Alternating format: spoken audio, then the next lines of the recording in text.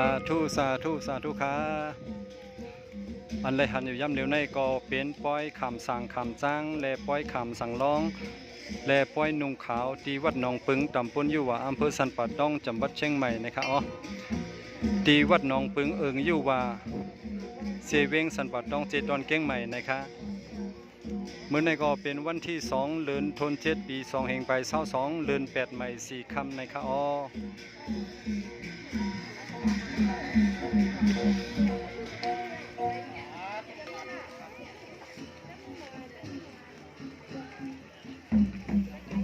พ่อค้าอันไรหันอยู่ในก็เป็นหุ่นหังเหมือนครูว่าปอสินทำบุญจุ่มเฮาค้าในอเพราะว่าพี่ๆน้องๆเขาไรหันเย้าในก็อ่อนกันยกมือไหว้สาเอากุศลจอมใส่กำในค้าสาธุสาธุสาธุค้า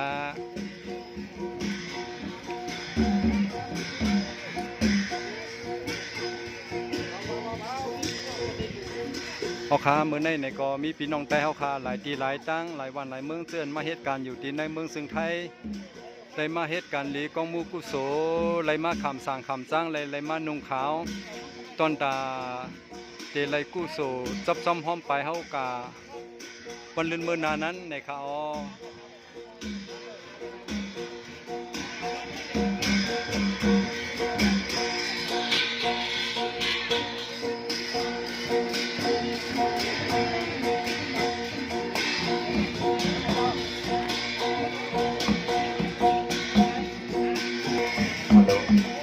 ค่ะ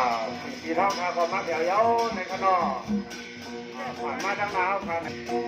การหน้าตั้งเดียวค่ะ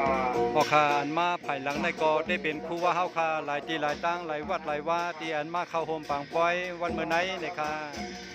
เจ้าจะเป็นการเจ้าค่ะในบ้านในก็บ้านเจ้าที่เอามาสร้างส่วนทำพุทธเจ้าที่เมวังในขนมพอนานวันที่12ในครับพี่น้องเอาสู่ด้านไหนในครับเป็นมาลอยยังนี้ในขนมเป็นมันก็ไหลในครับ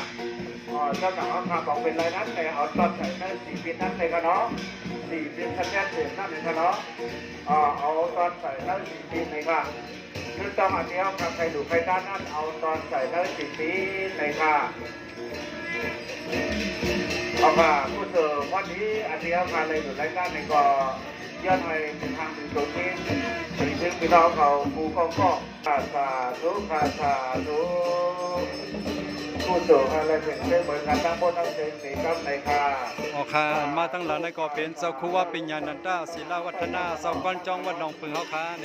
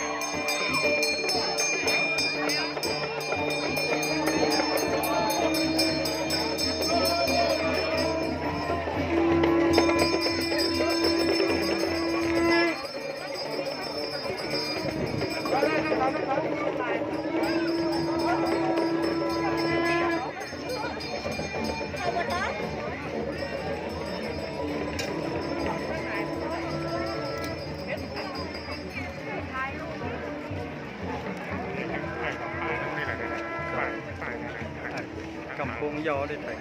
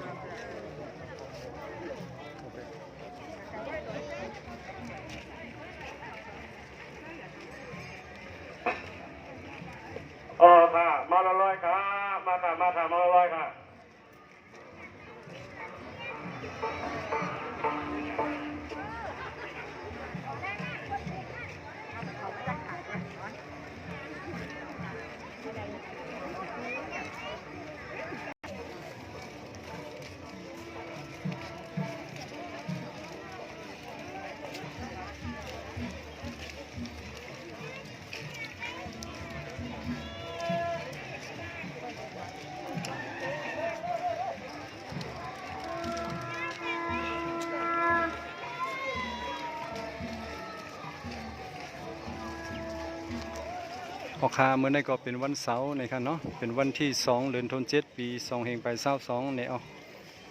เมื่อในก็เป็นเดือน8ใหม่4ค่ำนะครับออกคาในก็เป็นแม่ขาวออกคาที่อันมาโหวตตีวัดหนองปึงอยู่ว่าเซเวิงสันปัดต้องเจดอนเข่งใหม่เฮาคาเนี่ยเหมือนในเจออันไรมาบทเป็นสั่งเป็นจ้างและอันมาบทเป็นร้องอันมาบทเป็นแม่ขาวในก็มีทั้งนั้นครับ เกี่ยวกันหุ้นกัน